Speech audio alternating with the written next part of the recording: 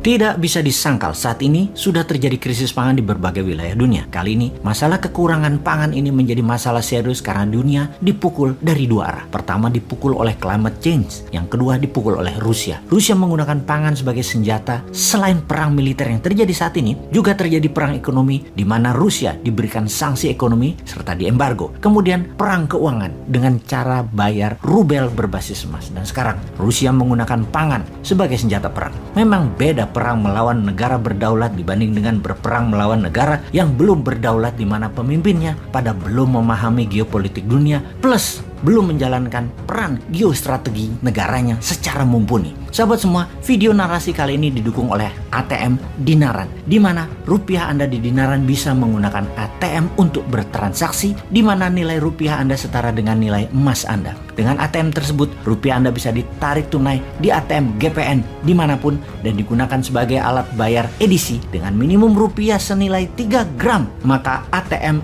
ID Cash GPN akan dikirim ke alamat Anda dimanapun. Kembali ke topik utama kita. Rusia menggunakan food sebagai senjata perang atau lebih dikenal dengan food warfare. Sebuah fakta yang dihadapi saat ini di belahan bumi manapun, harga pangan meningkat naik tajam dalam beberapa bulan ini. Di beberapa negara, kekurangan pangan ini merupakan life threatening atau ancaman nyawa karena memang sudah sangat kekurangan, di mana diperkirakan di dalam beberapa bulan ke depan 300 juta jiwa di beberapa wilayah dunia akan mengalami kelaparan seperti di Afrika, Asia Barat, dan Amerika Latin. Dan kalau tidak ditangani segera dalam beberapa bulan ini, dunia akan mengalami masalah pangan dalam dekade ini. Untuk hal ini, tidak ada satupun negara yang bisa menyelesaikan masalah pangan ini sendiri. Yang jadi pertanyaan, apa penyebab kekurangan pangan ini? Ketika dunia saat ini terjebak dalam multi-front war atau beragam bentuk perang, ternyata penyediaan pangan menjadi senjata perang atau food weaponized. Salah satunya dengan menahan gandum, dan Amerika menuduh Rusia untuk hal ini. Gandum adalah makanan utama di berbagai wilayah seperti Afrika Timur, Afrika Utara,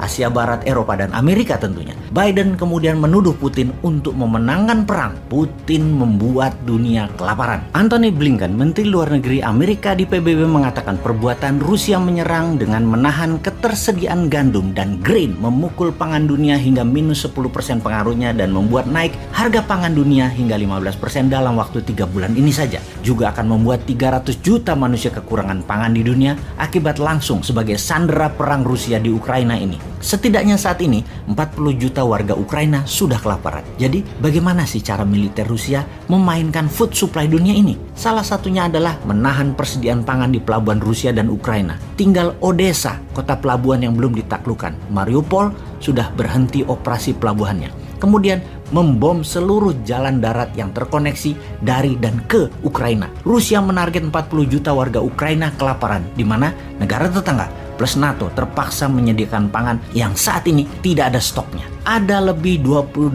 juta ton gandum dan grain tertahan di pelabuhan Odessa dan Mariupol. Kemudian pabrik serta ladang gandum dan ladang grain terus dibombardir Rusia. Kita semua tahu 28 juta ton ini bisa untuk memberi makan 200 juta manusia dalam setahun di seluruh dunia. Sementara gandum Rusia merupakan penyedia kebutuhan 30% dunia, dan ini juga ditahan tidak dikirimkan ke seluruh dunia. Total penahanan gandum oleh Rusia dan grain oleh Rusia atau produksi Ukraina dan Rusia bisa membuat 400 juta manusia di dunia ini kelaparan. Dengan tuduhan Amerika dan Eropa atas tindakan Rusia yang mengakibatkan dunia kelaparan, apa jawaban Moskow? Sesungguhnya Amerika dan sekutunya lah yang disalahkan karena mengembargo dan memberikan sanksi ekonomi ke Rusia. Aslinya yang membuat food supply dunia bermasalah sekali lagi adalah perilaku Amerika dan sekutunya yang mengembargo dan memberi sanksi ekonomi ke Rusia. Ada lebih 10.000 sanksi ekonomi dijatuhkan ke Rusia yang membuat bukan saja gandum tidak bisa dikirim, namun banyak lagi jenis pangan lain yang terhalang,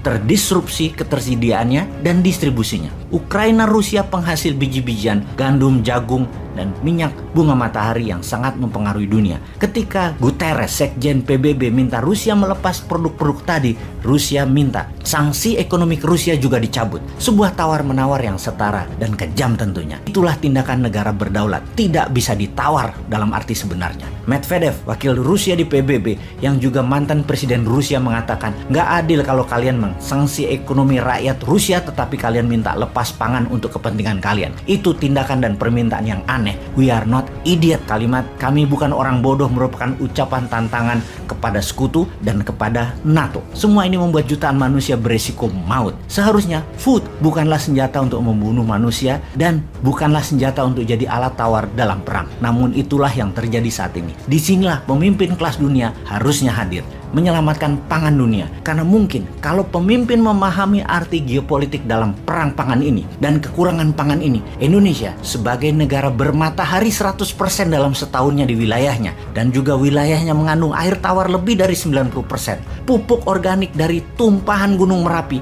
bisa menjadikan Indonesia kekuatan pangan dunia sebagai the biggest food country. Hal ini, sahabat semua, semoga pada paham.